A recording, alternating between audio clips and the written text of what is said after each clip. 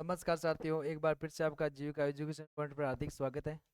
तो आज हमारी क्लास रहेगी। हमने त्योहारों पर क्लास जो पूरी कर ली, इसके बाद में हम आज पढ़ेंगे राजस्थान के प्रमुख मेले। आज का टॉपिक क्या है? राजस्थान के प्रमुख मेले।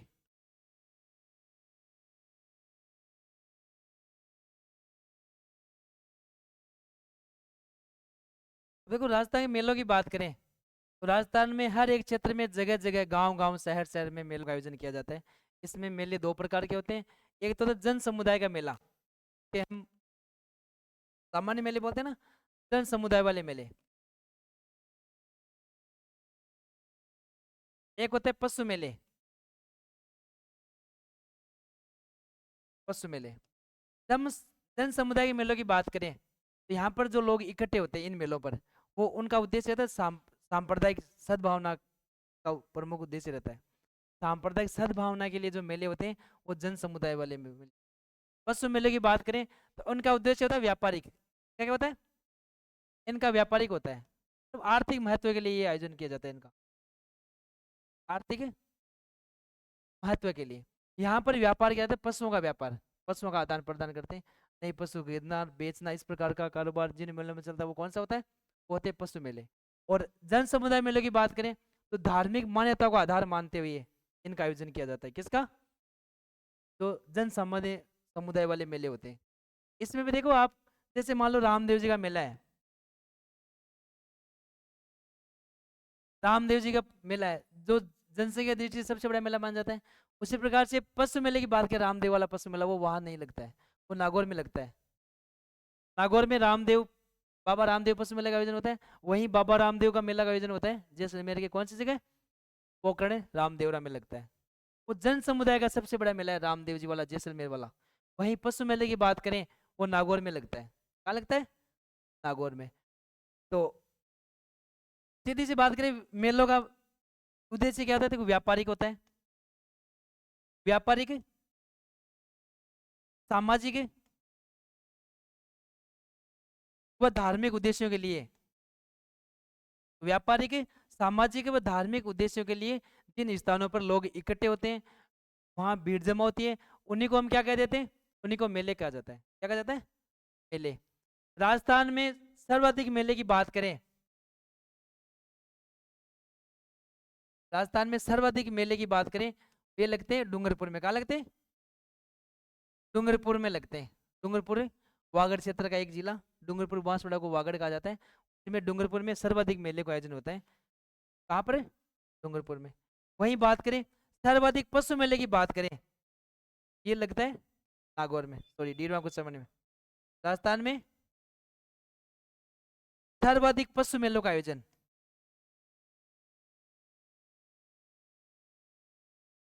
राजस्थान में सर्वाधिक पशु मेलों का आयोजन होता है डीडवाना कुचामन में होता है। पहले नागौर था, अब डीडवाना कुचामन में होता है। डीडवाना कुचामन में कई पशु मेलों का आयोजन होता है। ये व्यापारिक उद्देश्यों से होता है ना। और ये जो जन समुदाय वाले मेले थे उनका उद्देश्य धार्मिक होता है। ये सांप्रदायिक उद्देश्य होता है इनका। इनका तो व्यापारिक महत्व, आर्थिक उद्देश्य होता है। तो ये राजस्थान की बात करें, सर्वाधिक पशु मेले की बात करें तो कहाँ लगता है? डीडवाना कुचामन में, जो पहले कहा था नागौर में। यहाँ पर मेलों की बात करें तो सर्वाधिक मेले कहाँ लगते हैं?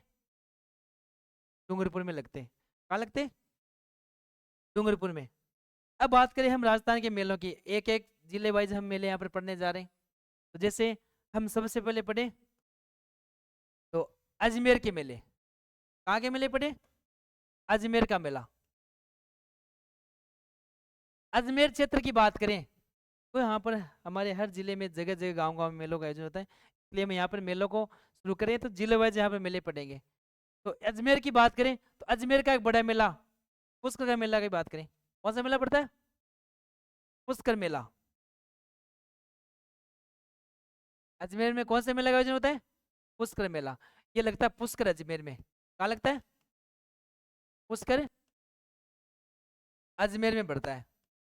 इस मेले की बात करें कब लगता है तो ये लगता है कार्तिक शुक्ल एकादशी से। कार्तिक शुक्ल एकादशी से, कार्तिक शुक्ल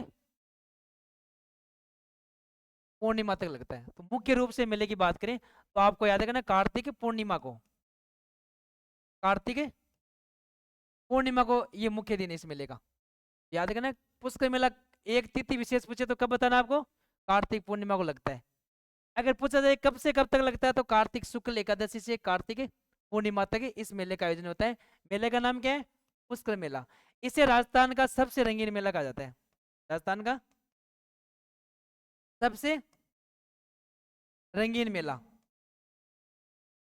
ये जो मेला इसमें सर्वाधिक विदेशी पर्यटक आते हैं, विदेशी पर्यटक, विदेशी लोग सर्वाधिक कौन से मेले के अवसर पर इकट्ठे होते हैं, वो भी पुष्कर मेला। कौन सा मेला है, पुष्कर मेला। तो सर्वाधिक विदेशी पर्यटकों वाला मेला, सर्वाधिक विदेशी पर्यटक वाला मेला, तो राजस्थान का सर्वाधिक विदेशी पर्यटक वाले मेले की बात करें तो पुष्कर का मेला है। और इसी मेले के ऊपर 2007 में, सन 2007 में इस पर 2 रुपए का डाक टिकट जारी किया गया है।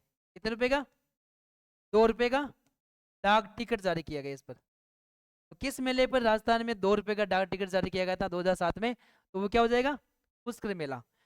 ये मेला राजस्थान में सर्वाधिक ऊंटों की बिक्री वाला मेला है, राज्य में सर्वाधिक ऊंटों की बिक्री वाला मेला, ऊंटों की बिक्री वाला मेला,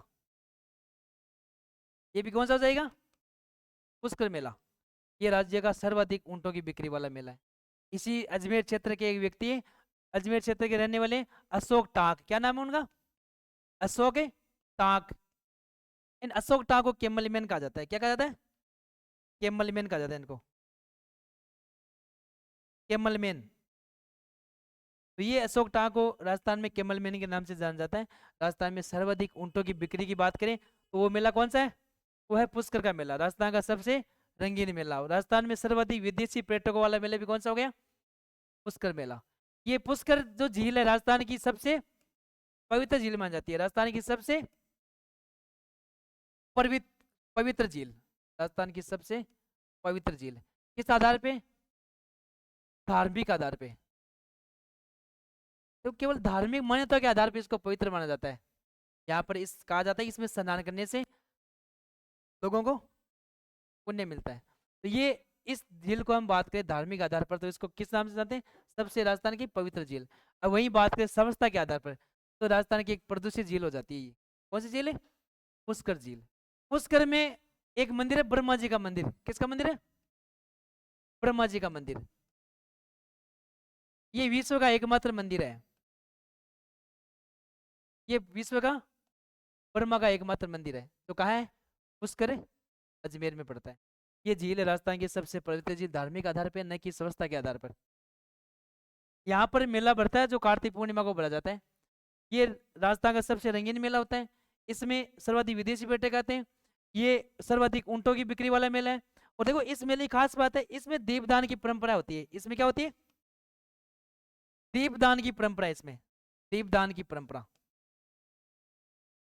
इसमें इस मेले के अवसर पर रात्रि के समय यहाँ पर इस झील के घाटों पर चारों ओर दीपदान किया जाता है, तो देखने लायक होता है। तो ये हम इस मेले की बात करें पुष्कर मेले की तो इसमें दीपदान की परंपरा है। अब बात करें तो इसी कार्तिक पूर्णिमा के दिन एक जगह और है वहां पर भी मेला बढ़ता है, कोलायत बीकानेर में। कहाँ पर है, कोलायत बीकानेर में कपिल मुनि का मेला लगता है। कहाँ लगता है, कोलायत बीकानेर में। वो कोलायत झील है ना, वहां पर भी दीपदान की परंपरा होती है। तो ये दीपदान की परंपरा इस पुष्कर झील में इस मेले के अवसर पर की जाती है, जो राजस्थान का सबसे रंगीन मेला माना जाता है। ऊंटों की सर्वाधिक बिक्री वाला मेला भी यही है। अब चलते अगले मेले की ओर। तो अगले मेले की बात करें अजमेर के क्षेत्र में तो एक मेला लगता है हरियाली अमावस्या का मेला। क्या नाम मिलेगा, हरियाली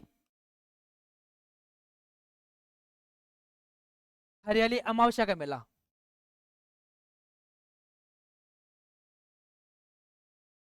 हरियाली अमावस्या का मेला। अब हरियाली अमावस्या की बात करें तो हरियाली अमावस्या हमारे राजस्थान में प्रतिवर्ष इसी श्रावण महीने की अमावस्या को मनाई जाती है। श्रावण अमावस्या को, श्रावण महीने की अमावस्या को हम किस नाम से जानते हैं, हरियाली अमावस्या कहा जाता है। उसको क्या कहते हैं, हरियाली अमावस्या। इसी हरियाली अमावस्या के अवसर पर राजस्थान में इसी अजमेर क्षेत्र में ये जगह का नाम है मांगली आवास क्या नाम है?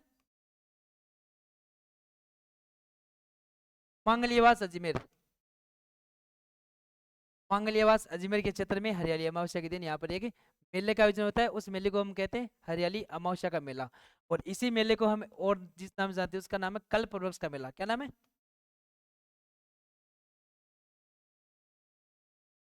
कल्प वृक्ष का मेला जो कहा जाता है। ये अजमेर के क्षेत्र में लगता है। और इस मेले के अवसर पर यह हरियाली अमावस्या के दिन हमारे राजस्थान में घरों में क्या बनती है? खीर व मालपुए। याद रखना है, खीर व मालपुए राजस्थान में कौन से त्योहार के अवसर पर बनाए जाते हैं? हरियाली अमावस्या के दिन। हरियाली अमावस्या का मेला कहाँ लगता है? मंगलियावास अजमेर में। अगले मेले को देखते हैं।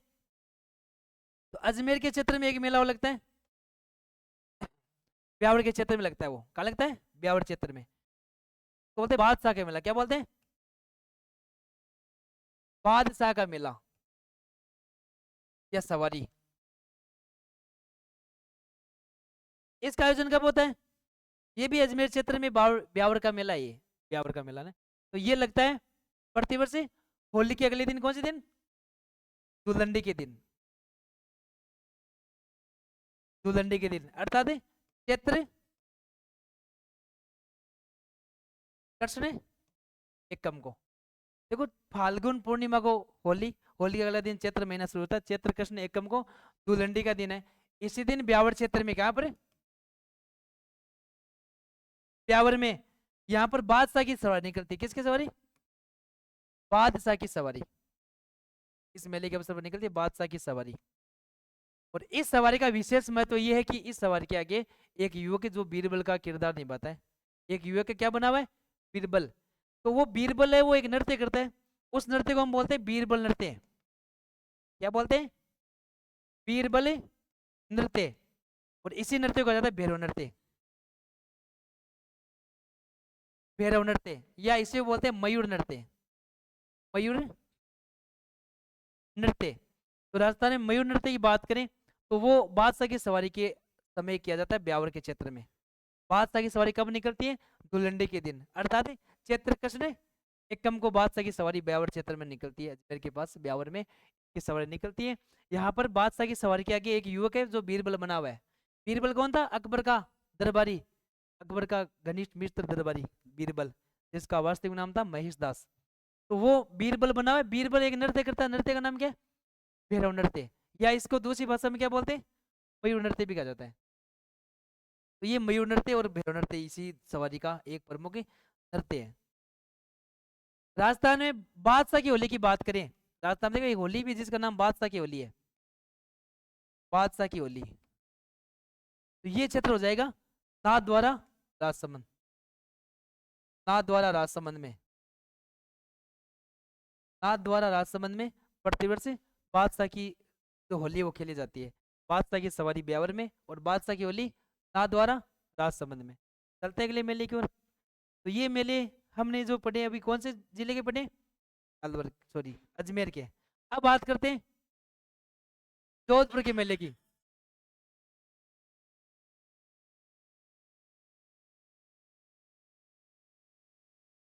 जोधपुर के मेलों की बात करते हैं।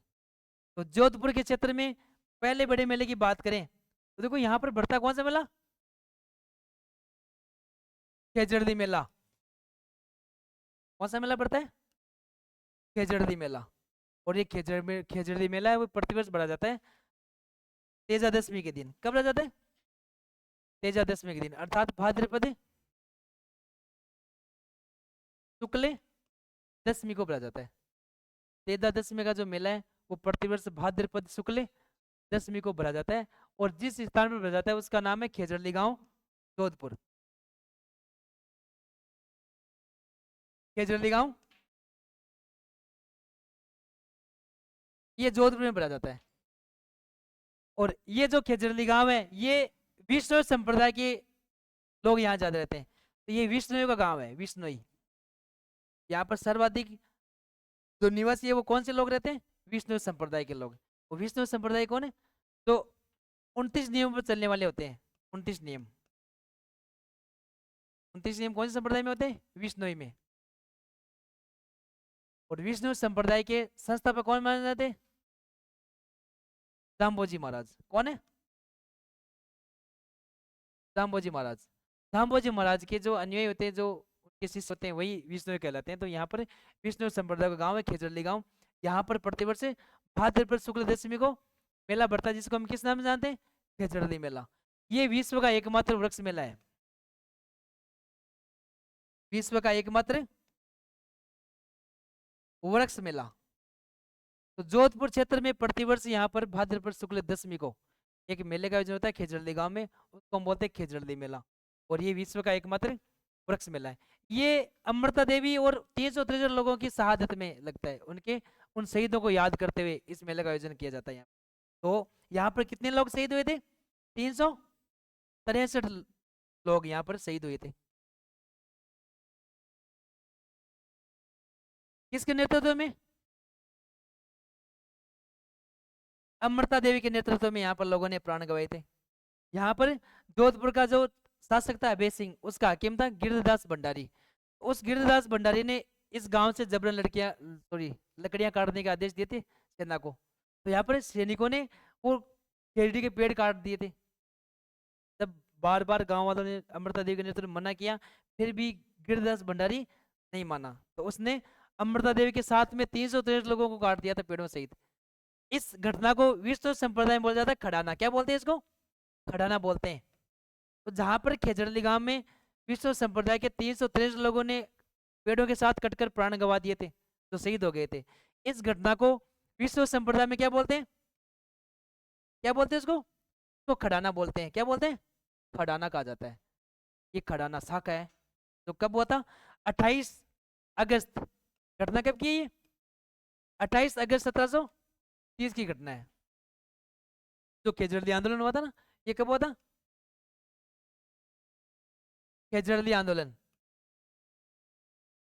ये हुआ था 28 अगस्त 1730 को। अभय सिंह जोधपुर के शासक थे और विष्णु संप्रदाय के लोगों को यहाँ पर जबरन बार बार मना किया, फिर भी वो सेनापति नहीं मानता है। तो यहाँ पर 363 लोगों को पेड़ों सहित काट दिया जाता है। ये इतिहास की ऐसी घटना है जो कभी न तो कभी भूतकाल में घटी है और ना कभी भविष्य में घटेगी। यहाँ पर 363 लोग कटकर शहीद हो जाते हैं। अमृता देवी ने ये इस घटना का संचालन किया था, नेतृत्व किया था। तो ये अमृता देवी इतिहास में अमर हो गई थी। आज भी देखो अमृता देवी की याद में यहाँ पर मेला लगता है भाद्रपद शुक्ल दशमी को। ये मेला कौन सा है? खेजड़ली मेला। देखो 363 में पुरुष लोग ज्यादा थे, इसमें महिलाएं कितनी थी? 216 में तो क्या थे? पुरुष। और 69 क्या थी इसमें? महिलाएं।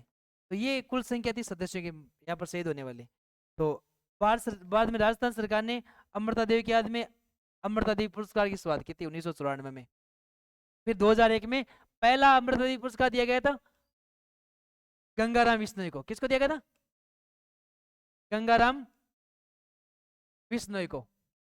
तो पर्यावरण संरक्षण के लिए ये पुरस्कार दिया जाता है प्रतिवर्ष, पर्यावरण दिवस के अवसर पर दिया जाता है। 5 जून को कौन सा दिवस आता है?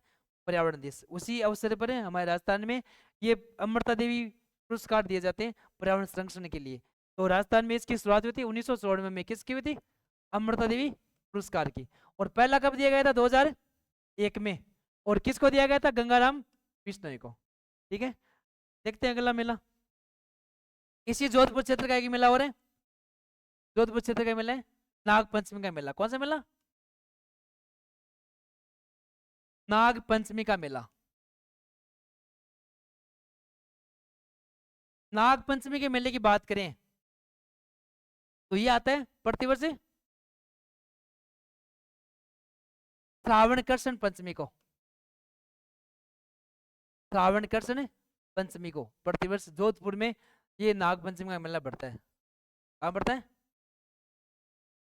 जोधपुर में प्रतिवर्ष नाग पंचमी का मेला बढ़ता है। यहाँ पर नाग देवता की पूजा होती है। किसकी पूजा होती है इस मेले पर? नाग देवता की पूजा होती है। और आपको पता होगा नागों से बचने के लिए नेवलों की पूजा होती है, वो भी सावन के महीने में होती है। नागों से बचने के लिए किसकी पूजा की जाती है? नेवलों की। उसको हम क्या बोलते हैं, निडरी नवमी बोलते हैं। क्या बोलते हैं, निडरी नवमी। ये भी नागों से जुड़ा हुआ एक त्योहार के रूप में मनाते हैं, निडरी नवमी। यहाँ पर नागों से बचने के लिए किसकी पूजा होती है, नेवलों की पूजा होती है। उस नेवला और सांप में जब टकराव होता है तो नेवले की जीत हो जाती है, नेवला सांप को मार देता है। नेवले के सामने से कितना ही खतरनाक सांप आ जाए, उसको नेवला छोड़ने वाला नहीं होता है। यहाँ पर नेवलों की पूजा हम कब करते हैं, सावन के महीनों में। कब करते हैं, सावन कृष्ण पक्ष की नवमी को की जाती है। तो नेवलों की पूजा का प्रावधान कब है, श्रावण के महीने की नवमी को की जाती है। तो ये जोधपुर में जो नागपंचमी का मेला बढ़ता है वो प्रतिवर्ष श्रावण कृष्ण पंचमी को बढ़ा जाता है। इसी जोधपुर क्षेत्र में फलोदी पड़ता है, फलोदी नया जिला जोधपुर से कटकर अलग हुआ है। तो फलोदी में भी एक मेला लगता है, किसका मेला लगता है, बाबू जी का मेला। किसका मेला लगता है, बाबू जी का मेला।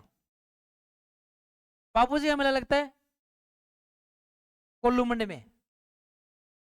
कहाँ लगता है, कोल्लू मंडी फलोदी में। और इनका मेला लगता है चैत्र, कब लगता है, चैत्र अमावस्या को। तो बाबूजी महाराज का जो मेला है चैत्र अमावस्या को प्रतिवर्ष फलोदी के कोल्लूमंड गांव में लगता है। बाबूजी महाराज का जन्म कहाँ हुआ था, कोल्लूमंड में। बाबूजी ऊंटों के देवता है, तो क्या बोलते हैं, ऊंटों के देवता। तो बाबूजी महाराज है, इनको हम ऊंटों के देवता के रूप में जानते हैं। तो बाबूजी की बात करें, बाबूजी का जन्म कहाँ हुआ था, कोल्लूमंड में हुआ था। इनकी घोड़ी का नाम क्या था, केसर कालमी। तो किसकी घोड़ी थी, देवल चारणी की थी। किसकी थी, देवल चारणी की घोड़ी थी। इसको लेकर बाबूजी अपनी बारात लेकर गए थे, घोड़ी पे बैठ कर गए थे दूल्हा बनकर। तो वो घोड़ी जब केसर काल में जब मना करते तो बाबूजी ने वचन दिया था, क्योंकि देवल चारणी की गाय की रक्षा कौन करती थी, उसकी वो घोड़ी कौन है, केसर काल में संदेश भेज दिया करती थी। जब भी गायों पर संकट आता तो केसर काल में जंगल से खेत से वहां से दौड़ कर आती, केसर काल में को सूचना दे देती थी। वो घोड़ी अब कौन लेकर चले गए थे, बाबूजी। बात कह गई थी बाबूजी की, अमरकोट गई थी। कहाँ गई थी, अमरकोट कहाँ पड़ता है वर्तमान में, पाकिस्तान में। यहाँ बारात गई थी। जब बाबूजी यहाँ विवाह करने के लिए पहुंच जाते हैं तो पीछे से यहाँ पर देवल चारणी गाय कौन चुरा लेता है, जिंदराव खिंची। कौन है, जिंदराव खिंची। यहाँ पर देवल चारणी गाय चुरा कर ले जाता है। फिर दिए गए वचन के अनुसार बाबूजी को जब पता चलता है कि केसर काल में गाय संकट में है, क्योंकि जिंदराव खिंची ये बाबूजी का क्या लगता है, ये बहनोई है। कौन है, ये बहनोई है। तो बाबूजी को जब पता चलता है कि उसके बहनोई जिंदराव खिंची ने देवल चारणी गाय चुरा ली है, तो यहाँ पर बाबूजी 3.5 फेरे हो गए थे, 3.5 फेरों को छोड़कर 3.5 फेरे कंप्लीट हो गए थे। फिर बीच में फेरों को छोड़कर वहां से निकल जाते हैं, किसको बचाने के लिए, गायों को बचाने के लिए। किस युद्ध लड़ेंगे, जिंदराव खिंची से। एक जगह पड़ती है फलोदी में, कौन सी गांव, देनसू गांव। कौन सी गांव, देनसू गांव में बाबूजी और जिंदराव खिंची के बीच में युद्ध होता है। जिंदराव खिंची ये जायल का शासक है। कहाँ का है, ये जायल का राजा है। खिंची शाखा है, खिंची चौहानों की एक शाखा थी, राजपूत चौहान। ये जिंदराव खिंची बाबूजी का बहनोई था, उसके बहनोई और बाबूजी के बीच में देनसू में युद्ध होता है। यहाँ पर इस युद्ध में जिंदराव खिंची से लड़ते हुए बाबूजी वीर गति को प्राप्त हो जाते हैं। बाद में जिंदराव खिंची का बदला किसने पूरा किया था, बाबूजी के भतीजे। भतीजा नाम का यो, बाबूजी भतीजा रूपनाथ। का नाम हो, रूपनाथ या झड़ा जी बोलते इसको। रूपनाथ व झड़ा ने बाद में इस बाबूजी की जो हत्या थी उसका बदला पूरा किया था, क्योंकि यहाँ पर युद्ध में जिंदराव खिंची ने उनके चाचा जी, बाबूजी और पिताजी बुड्ढो जी को मार दिया था। बाद में बदला पूरा किसने किया था, रूपनाथ। और इतिहास में किस नाम से प्रसिद्ध हुए थे, झड़ो जी। और इनको हिमाचल प्रदेश में बालकनाथ के नाम से पूछते हैं। किस नाम से, बालकनाथ के नाम से। तो इन्हीं रूपनाथ जी ने बाद में अपने चाचा व पिताजी की हत्या का बदला पूरा किया था। किसको मारकर, जिंदराव खिंची को मारकर। तो इन्हीं बाबूजी महाराज का जो मंदिर बना हुआ है वो कहाँ बना हुआ है, आज की बात किया तो कोल्लूमंड में इनका क्या बना हुआ है, इनका मंदिर बना हुआ है। बाबूजी राजस्थान में पंचपीरों में आते हैं, आते हैं पंचपीर है राजस्थान के, एक प्रमुख पंचपीर ये बापूजी महाराज भी है। बाकी पंचपीरों की बात करें पांचों की, तो कौन कौन है? में रामदेव जी एक, तो कौन है? रामदेव जी, गोगा जी, मेहा जी, बाबू जी, और एक है हड़बू जी। कौन है? हड़बू जी। तो ये इस प्रकार से हम देख सकते हैं यहाँ पर ये 5 जो देवता है इनको हम पंचपीर के नाम से जानते हैं। इसमें बाबू जी भी एक क्या है? पंचपीर है। इनका मंदिर बना हुआ है कोल्लूमंडी फलोदी में। रूपनाथ की बात करें तो इनका संबंध भी कोल्लूमंडी से, इनका जन्म भी कहाँ हुआ था? कोल्लूमंडी में हुआ था। और ये इतिहास में किस नाम से पूछे जाते हैं? बालकनाथ के नाम से, हिमाचल प्रदेश में। और राजस्थान में इसको झड्डा जी या रूपनाथ के नाम से इनको जाना जाता है। ठीक है, तो ये बापू जी का मेला कहाँ लगता है प्रतिवर्ष? फलोदी गाँव में। कौन सी जगह? फलोदी में, कोल्लूमंडी में लगता है इनका मेला। देखते अगले मेले की हो जाते हैं। अगला मेला बात करें अलवर के मेले की बात करें। अब देखते हैं अलवर क्षेत्र के मेले। तो अलवर की बात करें तो एक बड़े मेले की बात करें, कौन सा मेला होता है? किसका मेला? भरतरी का मेला।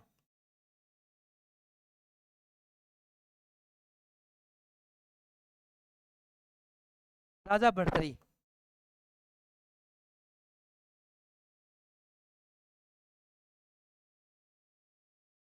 किसका मेला? राजा भरतरी का मेला।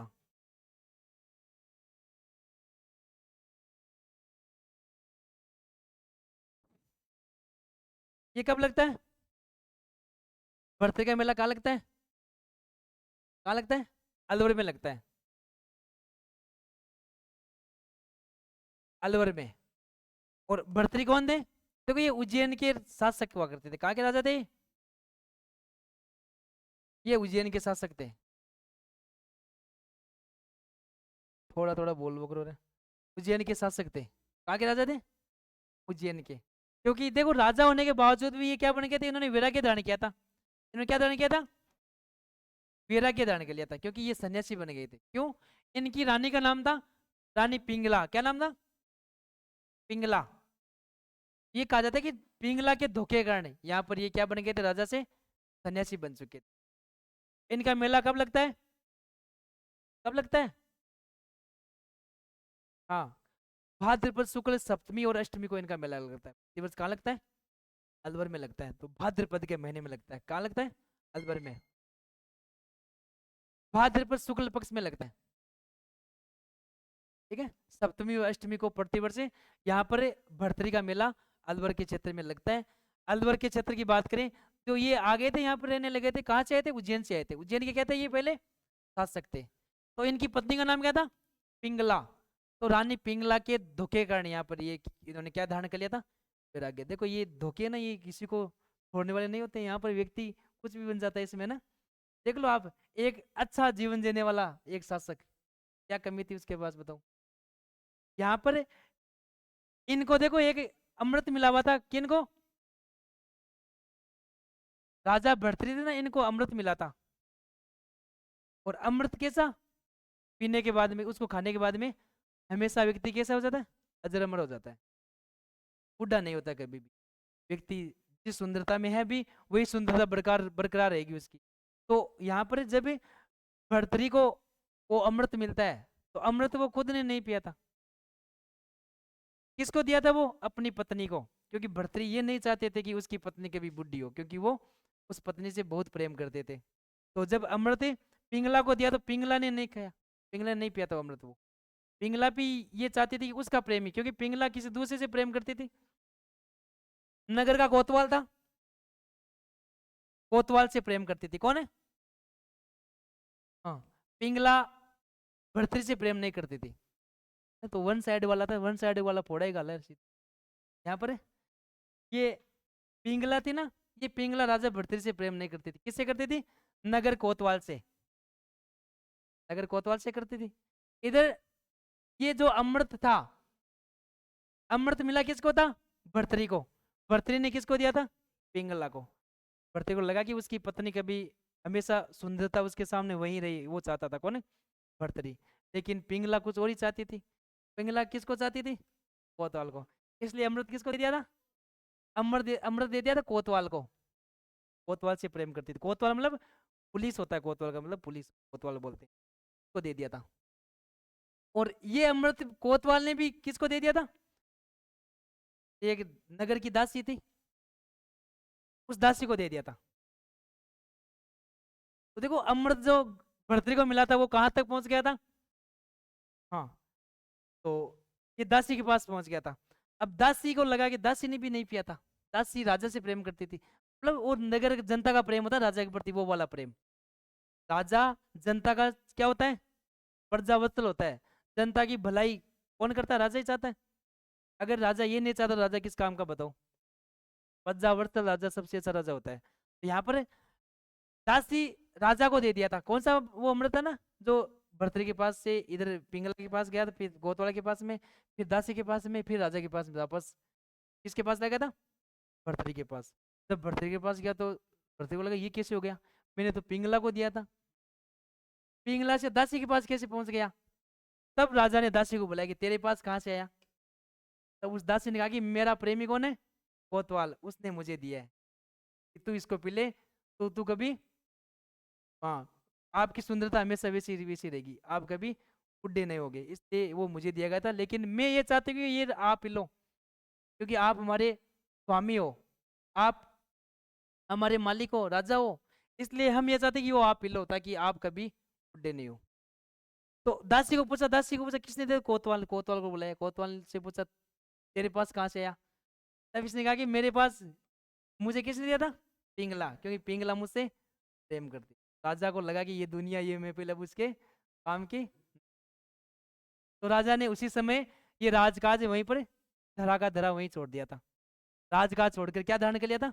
वैराग्य। उसको लगा कि दुनिया की किसी काम की तो नहीं, यहाँ पर जीने का कोई फायदा नहीं है, यहाँ पर अपने धोखे करें। देख लो यहाँ पर जिस पर सर्वाधिक विश्वास किया वही भी देखो यहाँ पर धोखा किया है। हमें तो अपने लूटा, गिरोह में कहा दम था ना, वो वाला यहाँ पर देख लो आप। ये भर्तरी वाला मेला देख लो आप, ये राजा भर्तरी का मेला है जो प्रतिवर्ष लगता है। तो भर्तरी पहले राजा थे उज्जैन के, और बाद में उन्होंने क्या धारण कर लिया था? वैराग्य। किस कारण है? धोखा मिला था उनको, सर्वाधिक प्रेम अपनी पत्नी से करते थे, उसी पत्नी ने उसको धोखा दे दिया। तो ये राजा भर्तरी जिसका मेला अलवर में लगता है प्रतिवर्ष। राजस्थान में भर्तरी की 3 जगह गुफाएं मिलेगी आपको, 2 जगह अजमेर में मिलेगी। अजमेर में इनकी गुफा है, हिरोई में इनकी गुफा है। अजमेर की बात किया तो कहाँ कहाँ पड़ती है? ये तो पुष्कर में, एक है बघेरा में पड़ती है। ये तो अजमेर में इनकी 2 गुफाएं। एक बड़ी गुफा की बात करें तो माउंट आबू में पड़ती है। अपने माउंट आबू में। और मेलों की बात करें तो देखो करौली के मेले की बात करें, करौली का मेला है कि, करौली के मेले की बात करें तो एक मेला है उसका, करौली मेला केला देवी का मेला। क्या नाम है? केला देवी का मेला लगता है, केला देवी का मेला। और कब लगता है?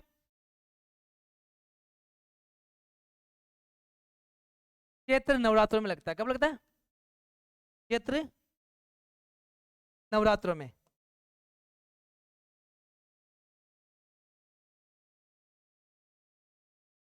चैत्र नवरात्रों में प्रतिवर्ष यहाँ पर केला देवी का मेला लगता है करौली में। कहाँ लगता है? करौली में लगता है।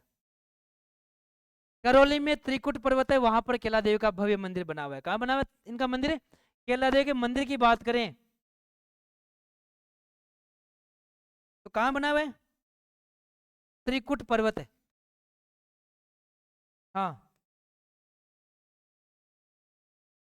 त्रिकुट पर्वत है, ये करौली में पड़ता है। यहाँ पर मंदिर बना हुआ है किसका? केला देवी का। केला देवी का मंदिर यहाँ पर बना हुआ है।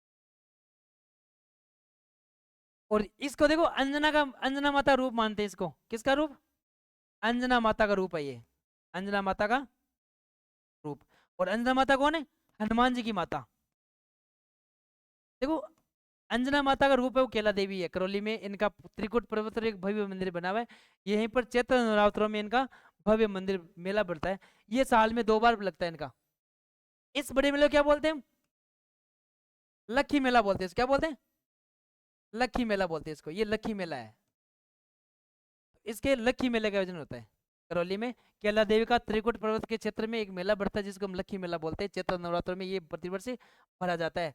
ये हनुमान जी की माता अंजनी माता का रूप माना जाता है। किसको? केला देवी को। और यहाँ पर जो केला देवी के अन्वयी होते हैं, मीणा संप्रदाय के लोग होते हैं ना, कौन है? मीणा जाति के लोग। मीणा जाति के लोग होते हैं ना, वो यहाँ पर एक नृत्य करते हैं, पुरुष लोग, लांगुड़िया नृत्य। कौन सा नृत्य? लांगुड़िया नृत्य। लांगुड़िया नृत्य, लांगुड़िया गीत और लांगुड़िया नृत्य आपको केला देवी याद रखना है। लांगुड़िया गीत किस लोक देवी की याद में? केला देवी की याद में। लांगुड़िया नृत्य भी केला देवी की याद में। कौन सी जाति के लोग? मीणा जाति के लोग। करौली के क्षेत्र की लोक देवी केला देवी के नाम से इसको जानते हैं। किसको? केला देवी को। किसका रूप है ये? अंजना माता का रूप। करौली के एक और मेले की बात करें तो महावीर जी का मेला। किसका मेला? महावीर जी का मेला। महावीर जी का मेला ये कहाँ लगता है? ये लगता है करौली। श्री महावीर जी करौली।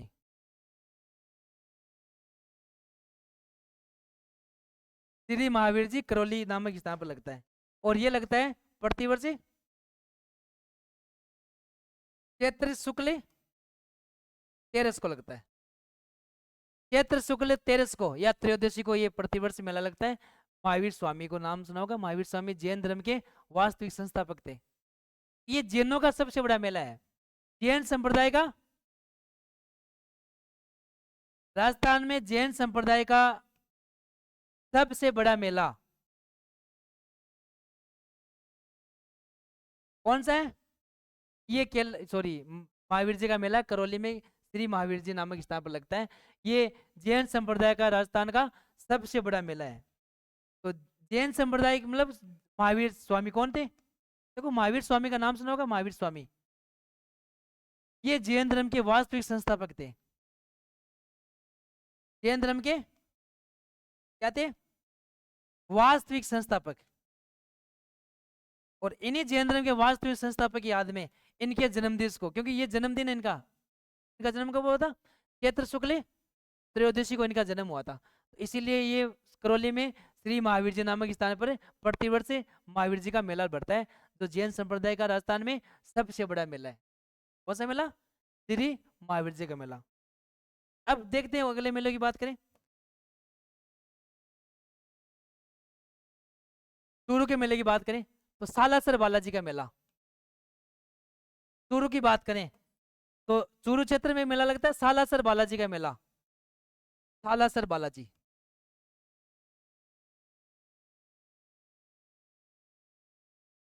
ये लगता है चैत्र पूर्णिमा को।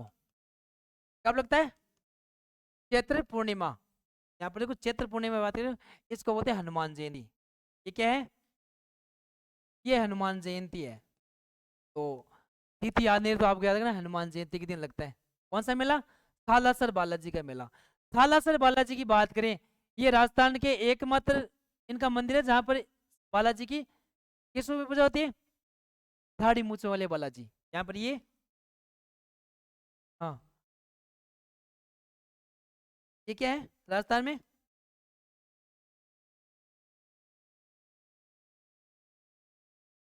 दाढ़ी मूछों वाले बालाजी है ये।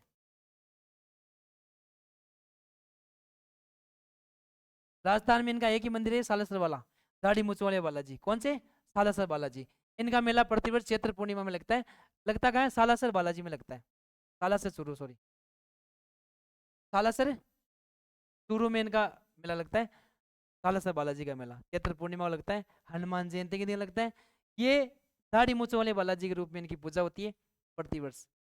अब बात करें और मेले की तो साहवा का मेला लगता है। साहवा का मेला, साहवा का मेला कब लगता है? हाँ, कार्तिक पूर्णिमा को लगता है। पुष्कर वाले मेला ना उसी दिन, कार्तिक पूर्णिमा को लगता है। स्थान की बात करें साहवा चूरू है। स्थान कौन सा है? साहवा चूरू। साहवा नामक स्थान पर ये चूरू में मेला लगता है। ये सिख संप्रदाय का सबसे बड़ा मेला है। कौन संप्रदाय का? सिख संप्रदाय का राजस्थान में संप्रदाय का सबसे बड़ा मेला है। आपको याद है कि नहीं, राजस्थान में जैन संप्रदाय का सबसे बड़ा मेला तो जय कौन सा, श्री महावीर जी करौली वाला। और राजस्थान में सिख संप्रदाय का सबसे बड़ा मेला जय कौन सा, ये शाहबाद चूरू वाला। और राजस्थान में हिंदू संप्रदाय का सबसे बड़ा मेला जनसंख्या की दृष्टि से बात करें तो वो जगह बाबा रामदेव का मेला। राजस्थान में राजस्थान का सबसे बड़ा मेला कौन सा है, वो है बाबा रामदेव का मेला, जो भाद्रपद शुक्ल द्वितीय से एकादशी तक लगता है, जैसलमेर के पोखरण रामदेवरा में लगता है। और हिंदुओं का सबसे बड़ा मेला मान सकते हैं रामदेव जी वाले। तो ये हो गए कहाँ के, चूरू के।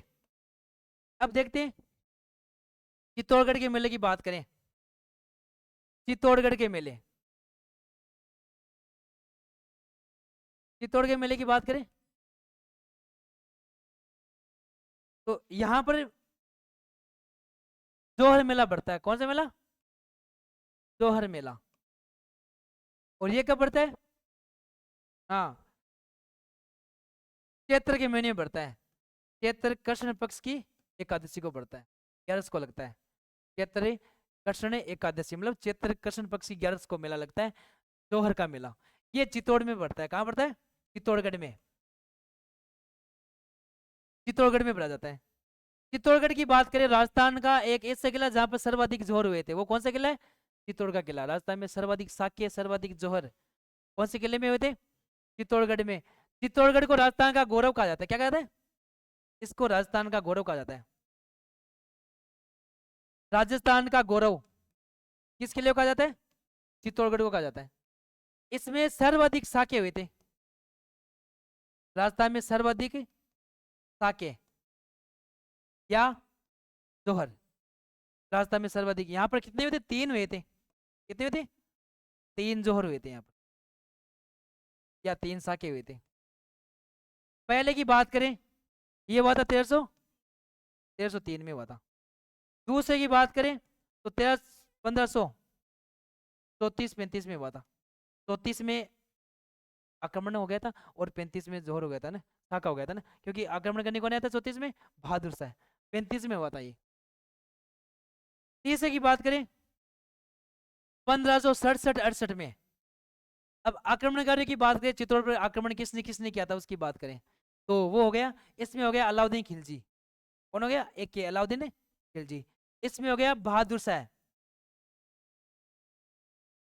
बहादुर शाह गुजरात का राजा। और तीसरे में हो गया अकबर। कौन हो गया, अकबर।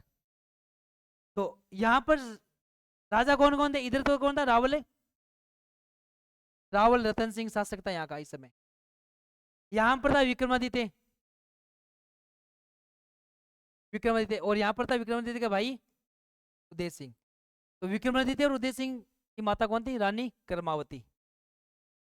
तो जब उसी बहादुर शाह ने जब 34 में आक्रमण किया था चित्तौड़ पे, उस समय कर्मावती ने हुमायूं के पास राखी भेजकर सहायता मांगी थी, वही कर्मावती है। तो कर्मावती का एक बेटा कौन है, विक्रमादित्य। दूसरे बेटे का नाम क्या था, उदय सिंह। उदय सिंह के समय आक्रमण किसने किया था, अकबर ने। और अलाउद्दीन खिलजी ने तो चित्तौड़ का नाम ही बदल दिया था। अलाउद्दीन खिलजी चित्तौड़ का नाम क्या किया था, खिजराबाद। क्या किया था, खिजराबाद। तो इसी चित्तौड़ में राजस्थान में सर्वाधिक जोहर साके होने के कारण यहाँ पर चित्तौड़ में प्रतिवर्ष यहाँ पर एक मेला लगता है, जिसको हम क्या बोलते हैं, जोहर मेला। ये प्रतिवर्ष चैत्र कृष्ण एकादशी को लगता है।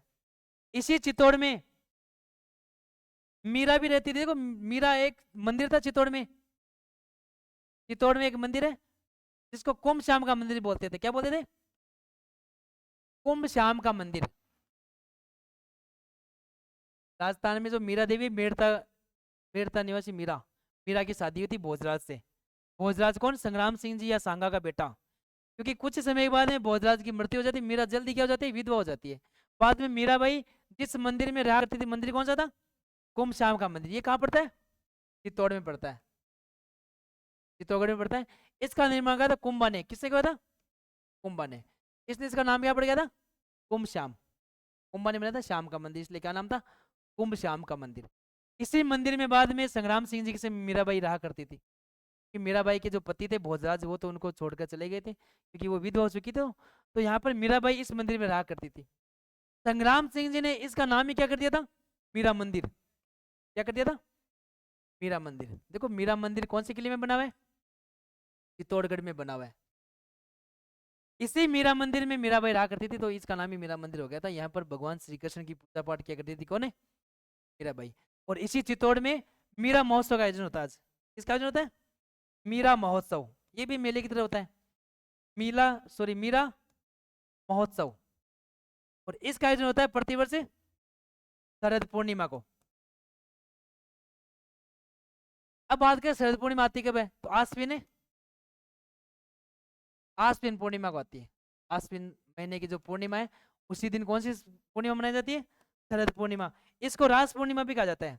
क्या बोलते हैं, रास पूर्णिमा। देखो ये है ना, वो वही है जहां पर चंद्रमा अपनी 16 कलाओं में परिपूर्ण होता है, अपनी छटाओं से प्रकाश को बरसाता है। और खीर खुले आसमान के नीचे छतों में रखी जाती है। फिर अगले दिन अमृत समझ कर उसका भोग किया जाता है ना, उसको खाया जाता है। वो खीर, वो अमृत वर्षा कब होती है, शरद पूर्णिमा के दिन ही होती है चंद्रमा के ना। तो रास पूर्णिमा के दिन मीरा महोत्सव का आयोजन कहाँ होता है, चित्तौड़ में होता है। चित्तौड़ में एक मेला और पड़ता है, मातृ कुंडिया का मेला। कौन सा मेला, मातृ कुंडिया का मेला। मातृ कुंडिया मेले की बात करें तो ये कब पड़ता है, देखो मातृ कुंडिया स्थान की बात करें, ये चित्तौड़ में पड़ता है। कहाँ पड़ता है, चित्तौड़ में। मेले की बात करें तो वैशाख पूर्णिमा को पड़ता है, वैशाख पूर्णिमा, जिसको हम बुद्ध पूर्णिमा के नाम से जानते हैं, जिसको स्थानीय भाषा में पीपल पूर्णिमा बोलते हैं, पीपल पूर्णिमा बोलते हैं ना, वो वैशाख पूर्णिमा है। इसको हमें बुद्ध पूर्णिमा भी बोलते हैं, क्योंकि भगवान बुद्ध, गौतम बुद्ध थे, उनको ज्ञान की प्राप्ति, उनका जन्म और उनको महापरिनिर्वाण तीनों एक ही दिन प्राप्त हुए थे। और वो दिन कौन सा था, वैशाख पूर्णिमा। इसलिए वैशाख पूर्णिमा वो बौद्ध धर्म का एक बड़ा त्योहार के रूप में मनाया जाता है। यहाँ पर वैशाख पूर्णिमा को हम क्या बोलते हैं, पीपल पूर्णिमा बोलते हैं, पीपल पूर्णिमा। तो इसी दिन मातृकुंडिया का मेला भरा जाता है चित्तौड़गढ़ में। मातृकुंडिया को राजस्थान का हरिद्वार कहा जाता है। क्या कहते हैं, राजस्थान का हरिद्वार, राजस्थान का हरिद्वार। दक्षिण राजस्थान में जो आदिवासी लोग हैं, वो यहाँ पर इस मातृकुंडिया स्थान को, जिस प्रकार से हिंदुओं में हरिद्वार को महत्व है, प्रकार से हिंदुओं में हरिद्वार का महत्व, उसी प्रकार से यहाँ पर दक्षिण राजस्थान में किसका महत्व है, मातृकुंडिया का महत्व है। इसलिए इसको क्या कहते हैं, राजस्थान का हरिद्वार कहा जाता है। क्या कहते हैं, राजस्थान का हरिद्वार। ये मातृकुंडिया हमारे राजस्थान में आदिवासी आंदोलन का मुख्य केंद्र रहा है। आदिवासी आंदोलन का एक केंद्र रहा है मातृकुंडिया। ये मातृकुंडिया जो राजस्थान में चित्तौड़ में पड़ता है। मातृकुंडिया बांध की बात करें, मातृकुंडिया बांध की बात करें, ये भी कहाँ पड़ता है, मातृकुंडिया में पड़ता है, बेडस नदी पर पड़ता है। मातृकुंडिया बांध चित्तौड़ में पड़ता है। ठीक है, ये हो गया मातृकुंडिया मेला कहाँ पर पड़ता है, चित्तौड़ में। अगले मेले की बात करें, जयपुर के मेलों की बात करते हैं। कहाँ के मेले, जयपुर का मेला। जयपुर के मेले की बात करें तो एक बड़ा ही मेला है, कौन सा, शीतला माता का मेला। शीतला माता का मेला, तो ये भरा जाता है चाकसू गांव में। कहां पर है, चाकसू, जयपुर में भरा जाता है। चाकसू मंदिर कहां बना, शील की डूंगरी पर। जयपुर में सील की डूंगरी पर शीतला माता का भव्य मंदिर बना हुआ है। इसी चाकसू गांव में शीतला माता का मेला भरा जाता है प्रतिवर्ष चैत्र कृष्ण अष्टमी को। चैत्र कृष्ण अष्टमी को प्रतिवर्ष यहाँ पर राजस्थान में चाकसू गांव में शीतला माता का मेला भरा जाता है। शीतला माता को शीतलता की देवी के नाम से जानते हैं। इसको हम शेडल माता भी बोलते हैं। इसको चेचक रक्षक देवी के नाम से भी जानते हैं। किसको, शीतला माता की बात करें तो शीतला माता की जो वाहन है, इनके वाहन की बात करें, इनका वाहन है गदा। क्या है, गदा। इनके पुजारी की बात करें, पुजारी होते कुम्हार जाति के। पुजारी कौन होते, कुम्हार जाति के। इनके प्रतीक की बात करें तो मिट्टी का दीपक, मिट्टी का दीपक। इसको शीतलता की देवी के नाम से जानते हैं, शीतलता की देवी। ये शीतलता प्रदान करने वाली देवी शीतलता की देवी हो गई, शीतलता की देवी। इनको चेचक रक्षक देवी के नाम से जानते हैं, चेचक रक्षक देवी। इनको खेडल माता के नाम से भी जानते हैं, खेडल माता। तो ये कई नामों से जानते हैं इसको। इसको बच्चों की संरक्षिका के रूप में भी जानते हैं, बच्चों की संरक्षिका। तो इन्हीं लोक देवी की याद में प्रतिवर्ष चैत्र कृष्ण अष्टमी को हमारे राजस्थान के जो जयपुर है, जयपुर में गांव पड़ता चाकसू गांव, यहाँ पर एक भव्य मेला लगता है। यहाँ पर रंगीन मेला है वो भी। यहाँ पर कई जगह जगह से व्यापारी लोग बैलगाड़ियों पर सवार होकर आते हैं और सज धज कर वहां पहुंचते हैं। अच्छी अच्छी पगड़ियां, अच्छी अच्छी शेरवानियां पहनकर वहां पहुंचते हैं, रंग बिरंगे कपड़े पहनकर बैलगाड़ियां सजी धजी होती है। इसलिए इस मेले को हम क्या बोलते हैं, बैलगाड़ी का मेला। याद रखना है, बैलगाड़ी का मेला किस लोक देव की याद में लगता है, शीतला माता। बैलगाड़ी का मेला प्रतिवर्ष चैत्र कृष्ण अष्टमी को चाकसू गांव जयपुर में बढ़ता है बैलगाड़ी का मेला। वहीं बात करें गद्दों का मेले की बात करें तो वो बढ़ता है राजस्थान के जयपुर के मांग लूणियावास में। याद रखना है, गद्दों का मेला किसको बोलते हैं, लूणियावास वाले को। लूणियावास जयपुर में किसका मेला, गद्दों का मेला बढ़ता है। राजस्थान में गद्दों का मेला चाकसू गांव में नहीं बढ़ता है। नहीं? गद्दा देखो भले ही वाहन है इनका माता जी का, शीतला माता का, लेकिन गद्दों का मेला कहाँ बढ़ता है, लूणियावास से जयपुर में। ये गद्दों का मेला है। और इनका जो मेला है, तो गद्दे इनके मेले में भी बिकते हैं, खरीदे जाते हैं, बेचे जाते हैं। लेकिन इनके मेले को क्या बोलते हैं, बैलगाड़ी का मेला। तो इनके मेले को बैलगाड़ी का मेला बोलते हैं। तो ये शीतला माता है। शीतला माता जो त्योहार है स्थानीय भाषा में उसको बाशोड़ा भी बोलते हैं। क्या बोलते हैं, बाशोड़ा। ये भी याद रखना है, शीतलाष्टमी बोलते हैं ना, शीतलाष्टमी को हम क्या बोलते हैं अन्य नाम से, बाशुड़ा के नाम से जानते हैं। यहाँ पर यह मान्यता है कि पहले दिन घरों में पकवान बनाए जाते हैं, भोजन बनाए जाते हैं, तरह तरह के भोजन बनाए जाते हैं, है ना, साधारण देसी वाले भोजन होते हैं, है ना। और बाद में शीतला माता का जो प्रसाद समझ कर अगले दिन बड़े चाव से खाया जाता है। सुबह उठकर शीतला माता को भोग लगाया जाता है और बाद में प्रसाद के रूप में उस भोजन को ग्रहण किया जाता है। इसलिए इसको हम क्या बोलते हैं, बाशुड़ा बोलते हैं। तो ये शीतलाष्टमी का त्योहार है। ये शीतला माता का मेला जयपुर में प्रतिवर्ष भरा जाता है। ठीक है, धन्यवाद। अगली क्लास में मिलेंगे।